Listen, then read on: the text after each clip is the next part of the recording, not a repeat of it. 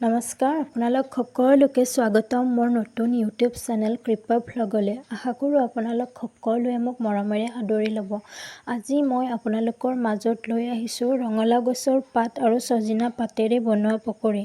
তেনেহ'লে বলকচোন দেৰি নকৰি চাওঁ কেনেকৈনো বনালোঁ। তাৰ বাবে এয়া লৈ লৈছোঁ ৰঙালাও গছৰ কুমলীয়া পাত প্ৰায় ৬-৭টামান, ছজিনা পাত, আলু এটা আৰু মিডিয়াম চাইজত পিঁয়াজ দুটা। এতিয়া আলুটো কণী এখনত ভালদৰে ৰুকি তাক ধুই হাতেৰে মঠি মঠি আলুটোৰ পৰা পানীখিনি গোটেই যাব দিব। পিঁয়াজ পাতখিনিও ভালদৰে মিহি মিহিকৈ কুটি লৈ ল'লোঁ।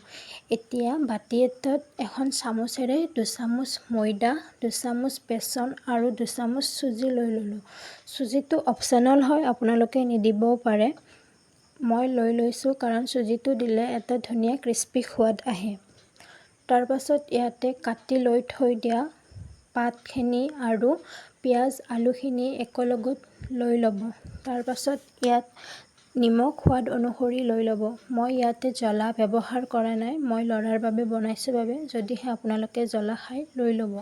তাৰ পাছত ইয়াত এতিয়া বেকিং পাউডাৰ আৰু বেকিং ছ'ডা লৈ লৈছোঁ। তাৰ পাছত গোটেইখিনি অলপ অলপকৈ পানী দি ভালদৰে মিলাই লৈ ল'লোঁ।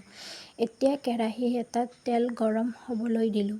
মনত ৰাখিব গেছটো মিডিয়াম ফ্লেমত ৰাখিব আৰু তেলখিনি যাতে অধিক গৰম হৈ নাযায়, নহ'লে পকৰিটো বাহিৰৰ ফালৰ পৰা ধুনীয়া এটা কালাৰ আহিব, ভিতৰ ফালৰ পৰা সিমান ভালকৈ নিসিজিব।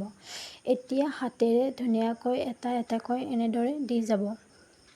তাৰ পাছত হেতা এখনেৰে লৰাই লৰাই কিছু টাইম পাছত চাব আমাৰ পকৰি একেবাৰে খাবলৈ ৰেডি।